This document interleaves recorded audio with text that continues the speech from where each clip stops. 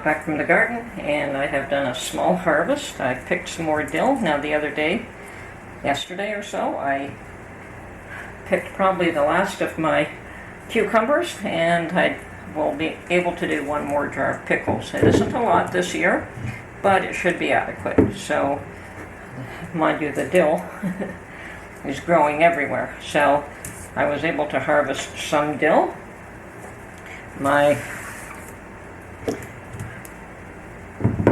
ornamental gourds, on the other hand, are doing awesome. So I have picked a few of these. There are still more on the vine, so I'll have an awesome display of ornamental gourds and perhaps some corn as well. I did grow some ornamental corn, but they were eaten just as soon as they started to develop, and I picked up a trick that I saw somebody else do, and this only works if you have a few stalks of corn, obviously, and that's to cut out the bottom of a water bottle and stick the water bottle over the corn, and that keeps predators off of it.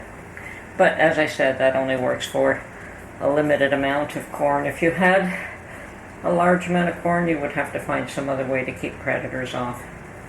So that's today's little harvest, and of course something is eating my tomatoes as well. So I'm picking a few before they are fully ripe, sadly, but they are starting to ripen, and that way I can allow them to ripen here as well. There, I was wrong. See, this one is being munched on as well, so I'm throwing that one out as well.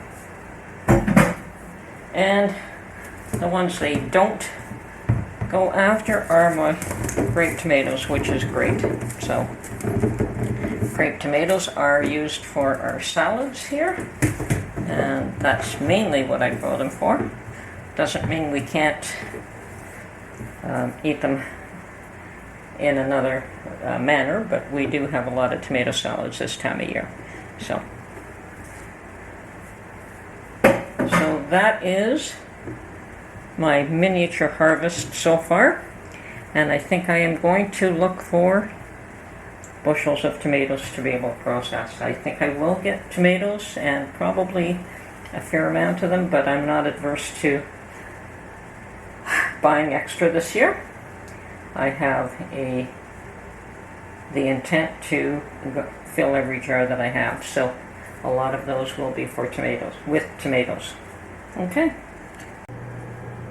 Okay, well, I just got back from going out and about. I was searching to see if some of the local stores had cases of tomatoes available yet, and they don't. So I think after I get all this situated away, I just may go up to the farms and see if they have anything available.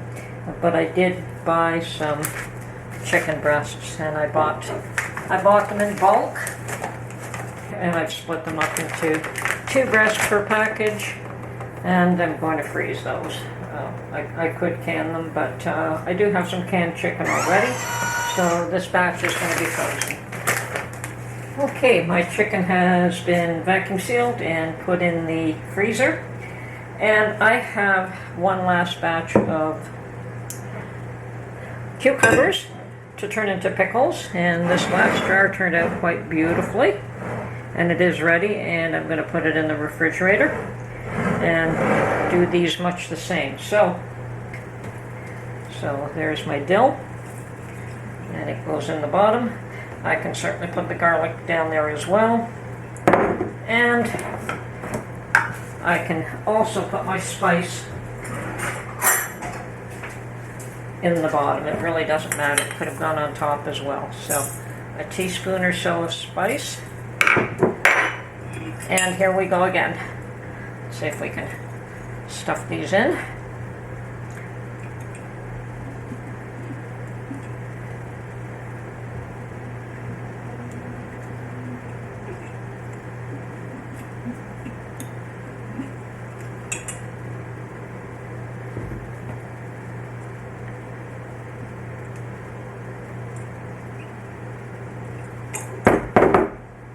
Okay.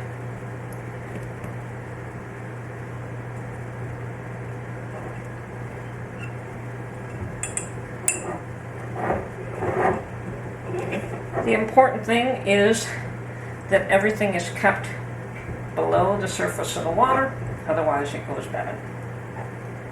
So,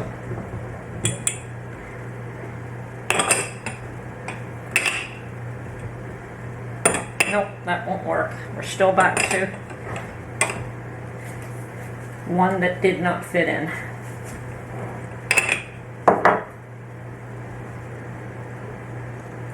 Okay, and I have my water and salt mixture already. Now, you can put anywhere from 1 tablespoon to 3 tablespoons per quart of water for the salt, and that would depending on your own taste.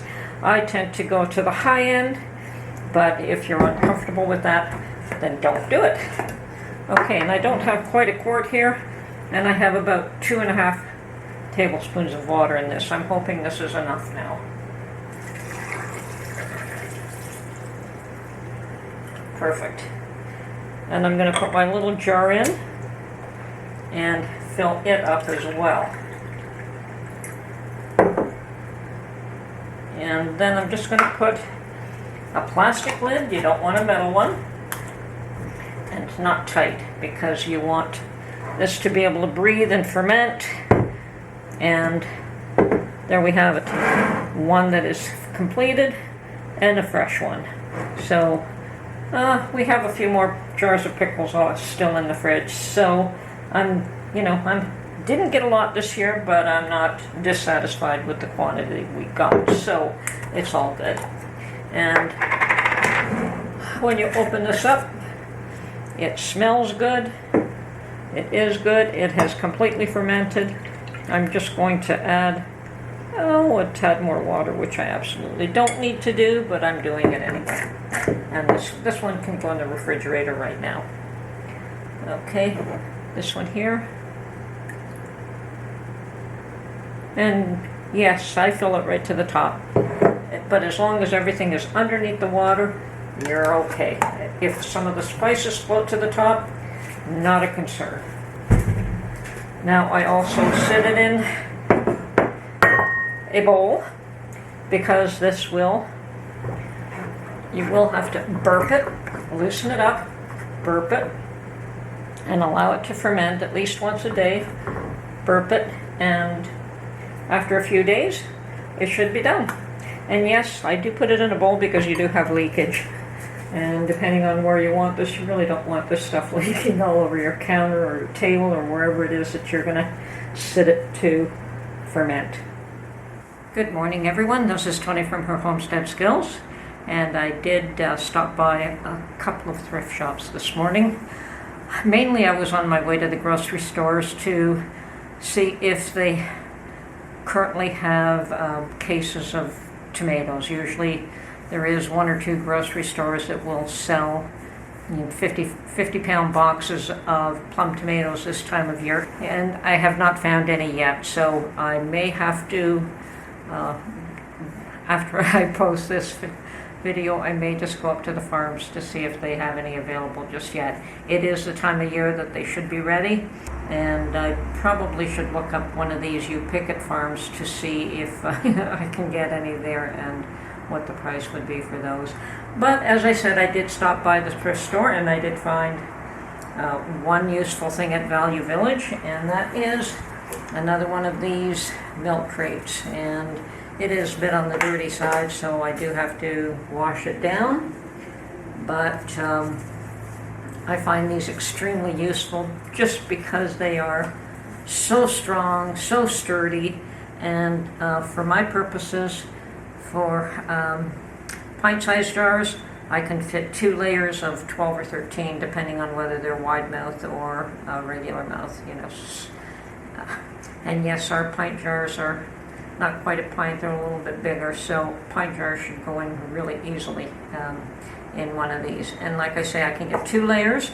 I put 1 layer, I put a really hard, thin, heavy cardboard in between, and then I put a second layer on top, whether they are full or whether they are empty. So as they empty out, I still stash them in these, and they're so much easier to pick up a lot of 24 of these at one time. And I paid $4.99 which is cheaper than what I could buy it brand new at the store. And like I said, the only issue with these is that it is dirty, whereas the ones from the store are a lot cleaner, and no matter how banged up these things get, they're still just as strong as if they were brand new. So picking it up for $5 as opposed to $10, I'm really, I'll pick one up when I can find one. The second thing I found was at a Salvation Army thrift store. Like, I have one of each pretty close to each other. And they had a book sale today. Now, Salvation Army sells their books cheaper than Value Village, and I normally buy my books from Salvation Army when I can. And the trouble with them is that they don't have as much selection as Value Village. But they did have tables out, and they were selling them at half price, and their hardcover books are normally $3.99. So at 50% off for a couple of days, that means they're $2 a piece, and I found a set of Harvard classics, and I'm one of these people that really do love the classics. So I picked up 10 of these books, and let me just see if I can move the camera over so you could see that.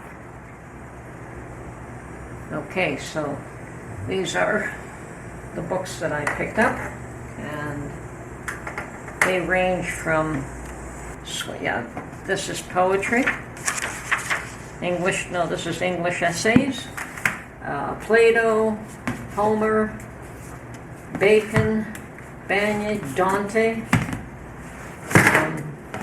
Alighieri, which the Divine Comedy, which is an interesting story, and a few others. Now, one of the most poetry, and this one here, another one is poetry, and this one is Benjamin Franklin, his autobiography, and a few other things here as well. Now, so probably one of the more interesting books in this collection is this one here, and it is faded, so obviously somebody has been reading this one a fair bit, and it is American Historical Documents. And in this day and age, with what is going on,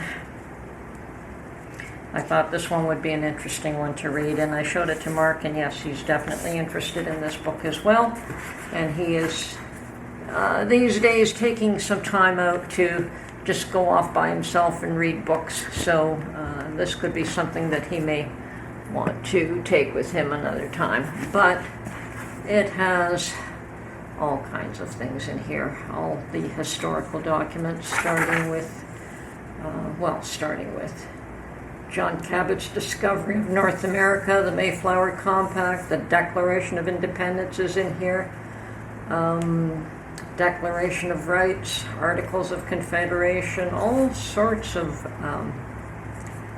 interesting documents that perhaps people should become more familiar with. I myself, the Emancipation Proclamation, the Fugitive Slave Act, I'm sure that there are people that are familiar with that, and if not, they probably should be. A proclamation declaring the insurrection at an end in 1866. I didn't know that they had an insurrection at that point. So,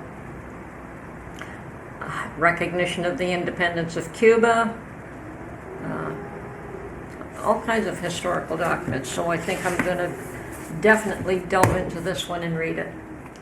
Now, I want to say to my American friends that there has been definitely some disruption in your system recently. This is not the first issue that your country has faced, and you will rise above this one as well and come out stronger. And it is a change, and Canada is going through a very similar one, and I think we're a lot closer these days than we have been in the past. Interestingly enough, we do see Canada in the U.S. news on rare occasions where we never saw that in the past. I do try to keep abreast of what's going on there because I know it affects us here as well. And obviously what happens here affects you as well. So, to my American friends, stay calm, stay cool. This too shall pass, and you will be stronger for it. And love each other, take care of each other, and we're here for you too. Okay, so anyway, this is Tony from Her Homestead Skills, and hope you enjoyed this little segment, and we will catch you on the next one. Bye for now.